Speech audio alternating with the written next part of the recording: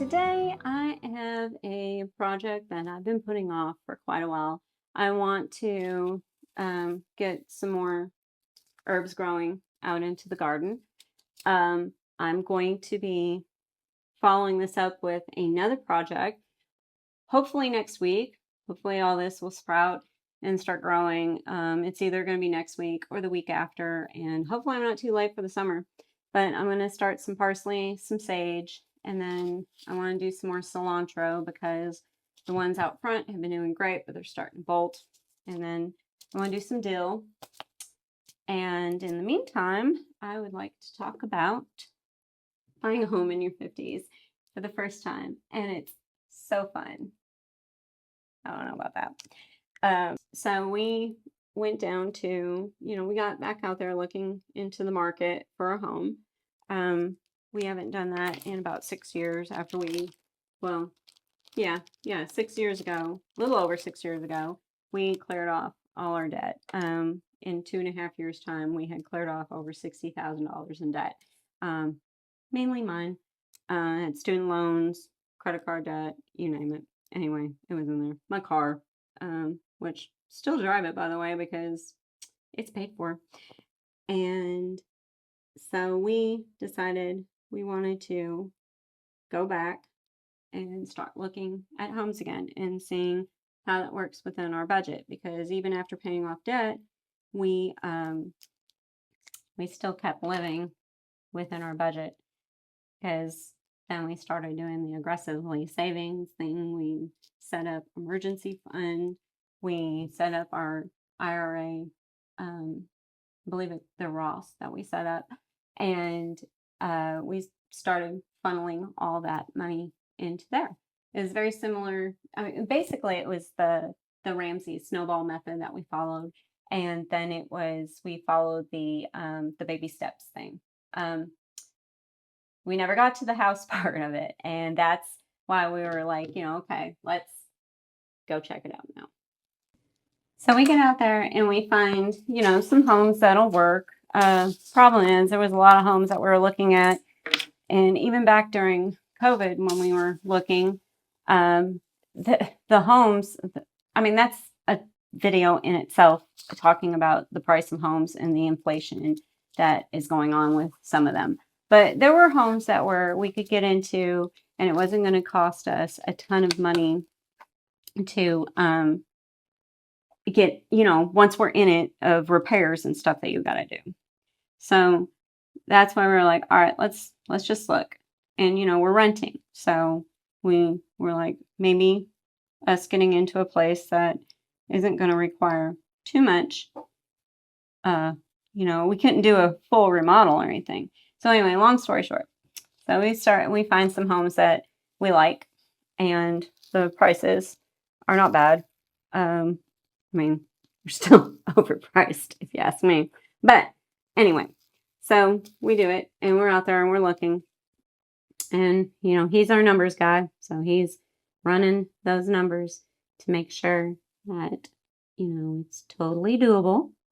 And it is totally doable. We can we can carry the weight of our mortgage. We can do the homeowners, all that stuff. But it was the reality of what it took for us to get in it, especially in our 50s. Because, I count myself in the 50s because I'm 49, right on the cusp of it. Let's face facts. I'm not going backwards in age. Sometimes you wish you would, but it's not happening. But anyway, and, we run the numbers, which he was, we went to the loan officer. We got our pre-qual and all that.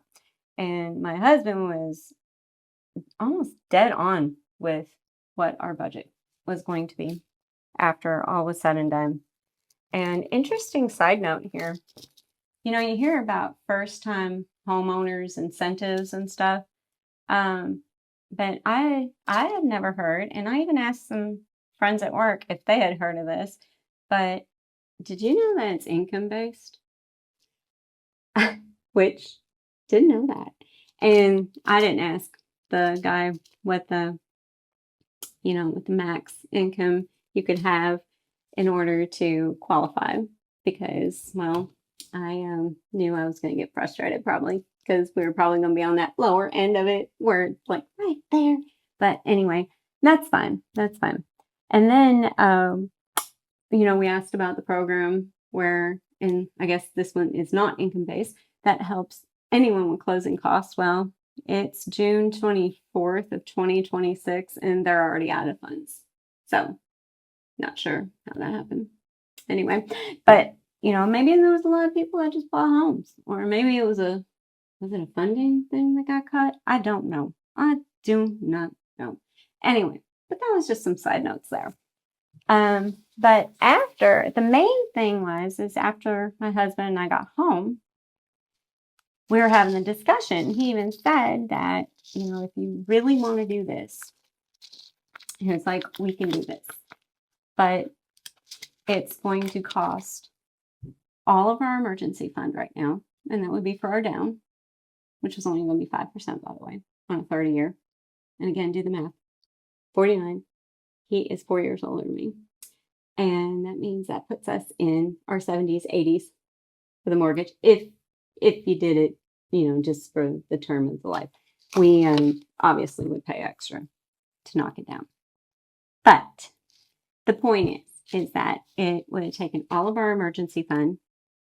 It would have taken, and this is not a wah wah wah video at all. I'm not trying to ask anybody to feel sorry for us or whatever. I'm actually very proud of us. I'm proud of us that we've paid off all that debt and we've cleared off all that debt. But I also know we're not the only ones that are facing stuff like this. And, so back to saying in our situation, it would take away our emergency fund. It would completely halt, most likely permanently halt, our Roth IRA contributions, which right now is, we could take advantage of the max amount you can put in. And at the end of the day, after I'm hearing those numbers, even from the loan officer and talking with my husband, and then I think back to, my father, but I think back to when my father was alive and how he put the priority of purchasing land over at any cost. And the cost were those that lived there. It's very stressful. And I lived there. I was helping my parents out financially, and also I was providing in-home care for my mom. And this was all before I met my husband. And I just can't get that thought out of my mind when I was sitting in there with the lender, because I always I'm not going to insist upon something that is going to take away from our future, or jeopardize it financially. And I know everything's kind of a guesstimate, a what if kind of thing. But I know right now that if we were to do that, our emergency fund goes back to zero. We start over. Okay. But that's with no other type of retirement savings going into other accounts that's working for us for in the future. And I can't do that. I just can't do that. I would rather keep renting, living out my little micro homesteading thing that I do here. And, we may look into it again next year. But it really got me thinking, because we've been watching certain shows, and here on YouTube, there's one that's very interesting, by the way, on the channel. It's called Roca News. And, they're going around and they're talking to people. And they go to all these different communities. It's so interesting to watch. I'm just fascinated by the whole thing. And so anyway, and one of the questions that they've been going around and they've been asking is about the American dream. Do you still believe in the American dream, or that it's possible? And honestly, at first I was saying no, because I feel like that's been given away. But then there's a part of me that thinks we're just redefining the American dream. Because right now, the way things are, we talk about, there's so everywhere around, it's talking about debt, it's talking about this, it's talking about that. And it's like, when you're younger, which I know a lot of people look at the whole YOLO thing. That's great. But the thing is if you're racking up debt, all you're doing is robbing yourself from the future. I think over the years, and when I say we, I didn't I didn't actively take part in it, but we have I'm talking about we as a whole, I think we have redefined the whole idea of American dream. And for me personally, it's knowing when I go to bed at night, I don't have to worry about my four walls. I don't have to worry about, am I going to be able to afford this? We're not rich by any means, but if a bill comes up that we have to pay, we're able to figure out how we're going to pay it and not just slap it on a card. And to me, that's part of my American dream. And being able to do this, to do my gardening. I don't have to own a home to do my gardening. I've done this I actually, in one of the videos said that about 4 or 5 years. I've been doing this longer than this. I've been doing this for close to a decade. I was gardening before my husband and I met. And um, my thing is, at the end of the day, as long as I can still keep doing this, it really got me thinking on some stuff, and I wasn't sad. Here's the thing, I was not sad. This is not a woe is me video at all. I was not sad about it. I was actually very proud of myself that I was able to look at the circumstances and to make a decision that, normally be like, oh my gosh, what is the right thing to decide here? Um, and know when I went to bed that night that I'm still, we're still investing in something that is helping in our future. And I feel like in a way, again, like I said, I love my father dearly. And he did, I'm not sure what his thinking was near the end there whenever he was purchasing that property. But at the end of the day, I feel like I broke a cycle, a generational cycle, because that just doesn't come out of nowhere. And I believe he'd be extremely proud of me for making the decision that I made and telling my husband why. And so we're just going to continue doing what we're doing and revisit it next year. But it got me to thinking that there are probably many people out there, or many couples like us out there, that are facing the same type of situation. You met later in life. You either paid off all your debt together, or you are currently paying off your debt and your goal is to own a home. And as first time, I understand, you already have a home at this point, you have equity in it, because we wouldn't have had equity. We wouldn't have had equity in this home we're going to get into, obviously, unless we pay off all that. I'm learning that for my American dream is to be happy with what I have and who I have in my life, and the ability to be able to do the things I love to do. It's probably different for a lot of people, and I would love to hear what people's thoughts are on this. When people had asked me, do you think the American dream is still alive? And, I said no. I honestly said no, because it felt very disheartening with some things, and what's going on in this world, even in this country. And at the end of the day, I still believe that there's hope on stuff. That's how I live, with my faith in things, people, humanity. That was one thing I remember whenever I was growing up, and because I was raised in poverty. I think it said we were middle class, or lower middle class, but it was poverty. Anyway, and well, my dad used to tell me, as long as there's tomorrow, there's always hope. and hope for a better day. And that really got me through it. That and having some faith-based system that you believe in. Um, I do have faith. I do have my own, ways that I believe, in a higher power. Um, this channel is not about talking about things like that, but at the end of the day, it is there. It's how I've gotten through. It's how I'm gonna get through with everything else.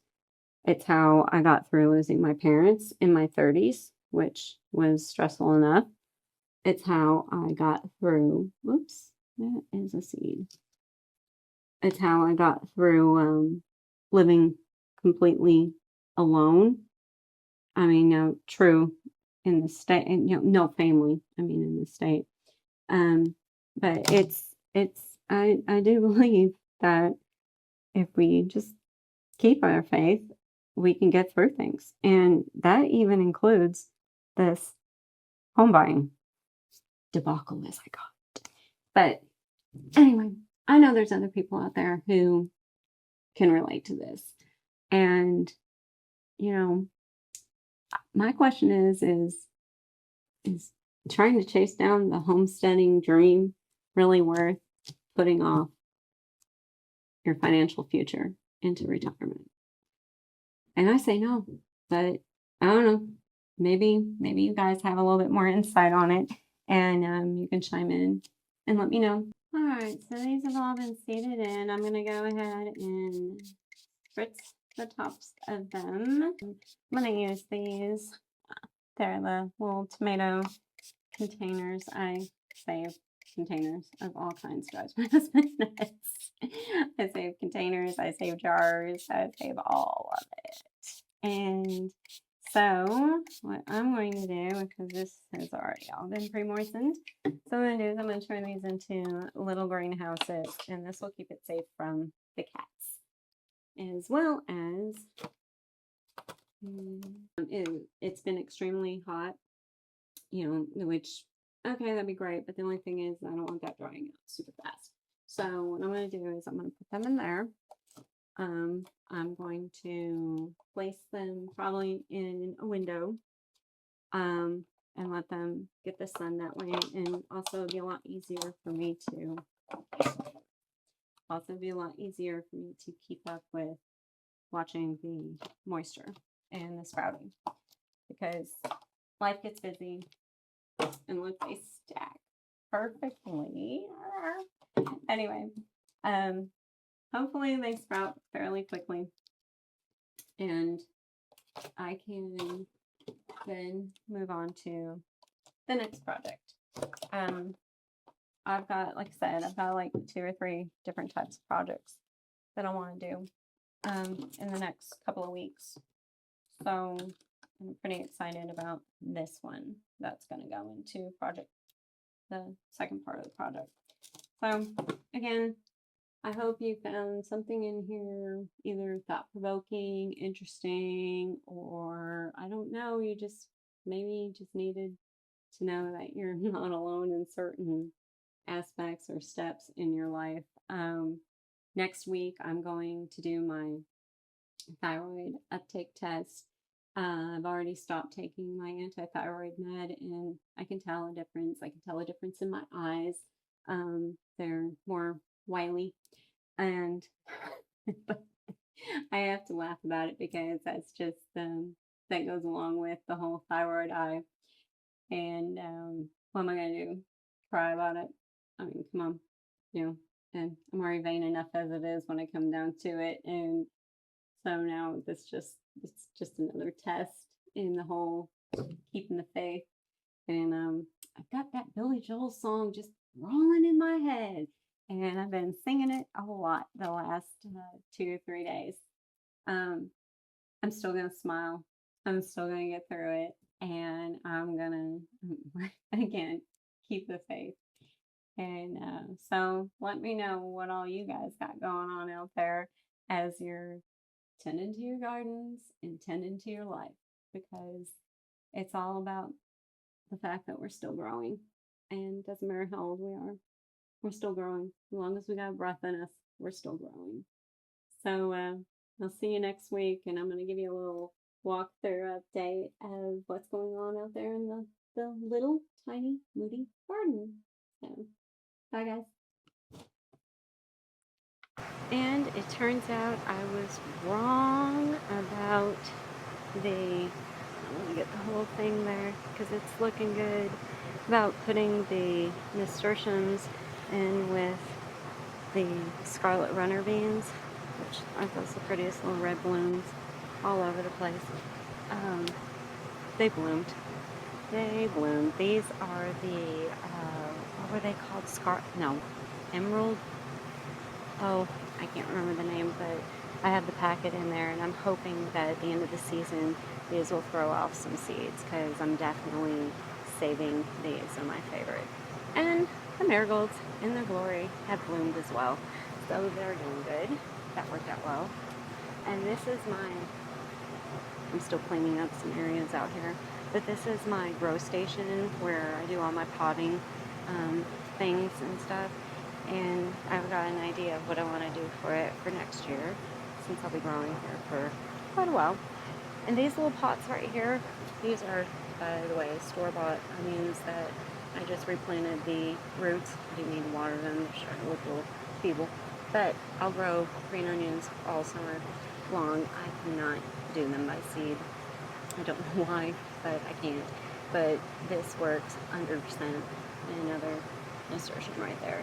Those are still empty. Probably going to do something hopefully with those herbs that I just now started.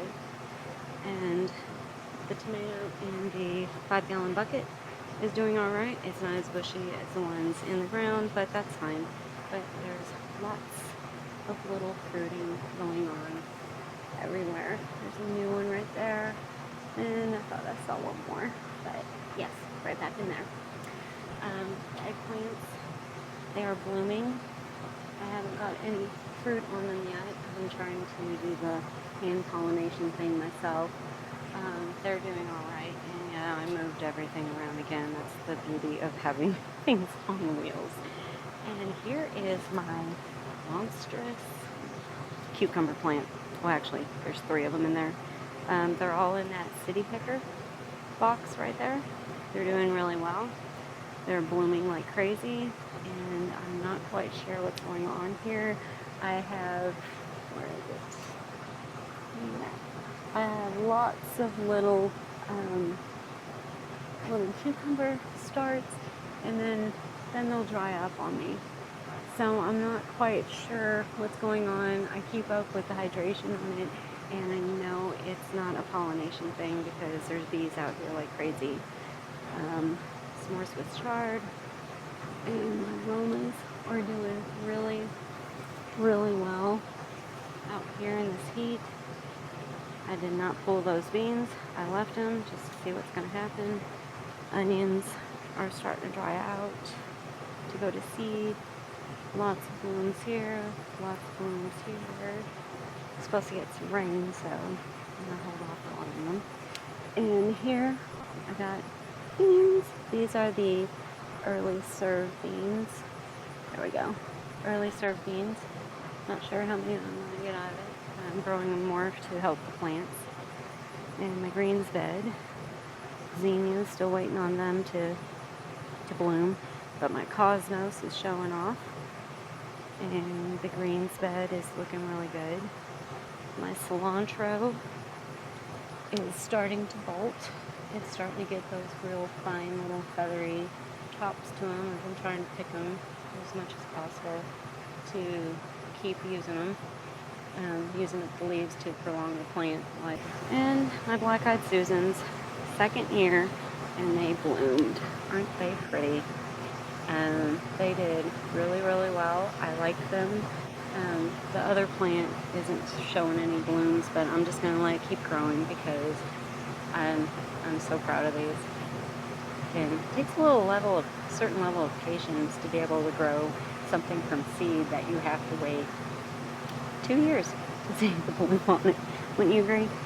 And the oregano is doing good. Some more cosmos. I accidentally pulled this plant up. That's the African daisy. I pulled it up, but then when I quickly realized it, popped it back in and watered it. That was a week ago, and it looks like it's trying to bounce back. So I'm gonna let it do its thing. I've had to tie them up multiple times already. So I just took some twine, tied them to the thing. They're tied to the fence post too. They're starting to get over the top, and I'm gonna try to train them to go over it. And zinnias getting ready to bloom. This guy's struggling. That is Cosmos. And the little zinnias. I still can't believe how small they are, but that's cool. So, and thanks for watching, and we'll get some projects going in the next couple of weeks. Bye guys.